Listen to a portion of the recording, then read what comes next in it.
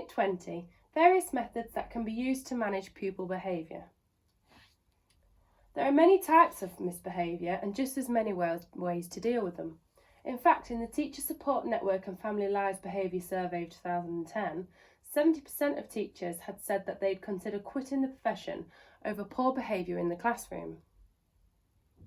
Did you know there is always a reason for problem behaviour, even if it isn't clear straight away?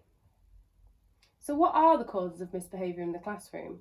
Well, for start off, we've got children that like to seek attention. Students who want to be centre of attention, they usually do this by acting out or just being genuinely disruptive.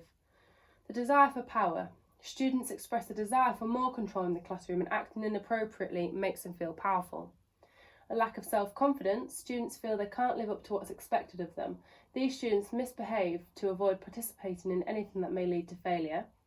We've also got the classroom environment, which is poor seating arrangements, extreme temperatures or high noise levels that are all distracting elements in a classroom that ultimately hinder the learning experience.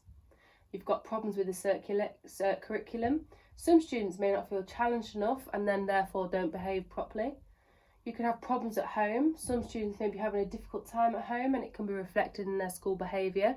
This could be neglect, abuse, or just something as simple as not having enough support at home. There is also the frustration due to disability restrictions. Until the disability is noticed and diagnosed, the child may act out because of feelings of inadequacy. How to create positive behaviour patterns? Well, promoting self-confidence, self-esteem and resilience is part of an overall strategy of encouraging children's positive behaviour, and it's very important for every child. So first we've got role modelling. This can be linked to Bandura's social learning theory. The social learning theory highlights the importance of adult role modelling in helping children to develop positive behaviour patterns. Teachers and early years educators are very influential role models for young children, and this is a very important responsibility. As shown in my research that studies how factors may affect a child's development of behaviour, this is a very significant factor to consider. As pointed out in an email I received from a social worker, a child is very likely to be affected by the family influences, and so if a child doesn't have a role model that portrays good values and morals, the child will more likely follow suit if they have no one else to learn from, and therefore learn bad behaviour. Another one is praise. Praise is very important in encouraging positive behaviour, and this is how a behaviour chart may come in useful. Rewarding positive behaviour supports children in learning about what is acceptable. It helps them to feel valued and builds their self-esteem. When children feel like they have been rewarded for their behaviour, it encourages them to behave in that way again. This is called positive reinforcement and is linked to Skinner's theory of operant conditioning. This way, the child learns that if they behave in an acceptable way, they are rewarded, and if they do not, then they will not be rewarded. This is just like Skinner's rats in a box. This can get a little difficult when the child only does something to get the reward and then resorts back to the previous behaviour. We also have the general policies and procedures.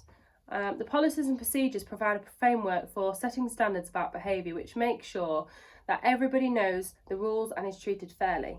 This is a legal requirement for all schools in the UK to have a behaviour policy in place that includes measures to prevent all forms of bullying among pupils. Some forms of bullying are illegal and should be reported to the police.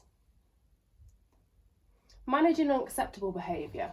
So far we've looked at how to create positive behavioural patterns, but how do we manage unacceptable behaviour? Here I have highlighted 2 ways to manage unacceptable behaviour, but there are many more. From just talking to the child to understanding what's going on or creating an action plan with parents to overcome the issues at hand. So first we've got taking a break. For younger children, this strategy is not recommended. However, for slightly older children, taking a break or time out from a situation can give the child the space to regain control of their emotions and refocus their energy and attention. This creates a non-rewarding environment as the child is not receiving the attention they crave from the teacher. We've also got physical intervention. Now, physical intervention should only be used to prevent personal injury to the child, other children or an adult, to prevent serious damage to the property, or in what would be reasonably be regarded as exceptional circumstances. Specific strategies for children with special educational needs and disabilities will be highlighted in their education, health and care plan.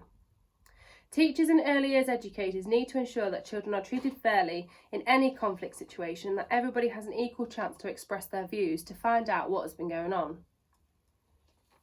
Thank you very much. Please see the final slide for references.